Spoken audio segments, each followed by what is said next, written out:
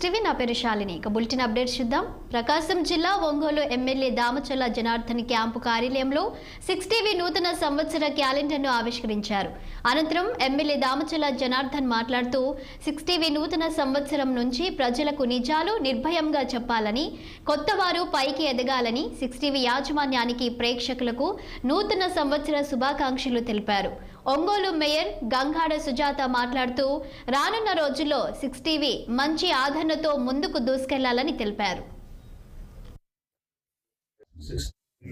6TV యాజమాన్యానికి అదేవిధంగా సిబ్బందికి కూడా సంక్రాంతి శుభాకాంక్షలు తెలియజేస్తున్నాం.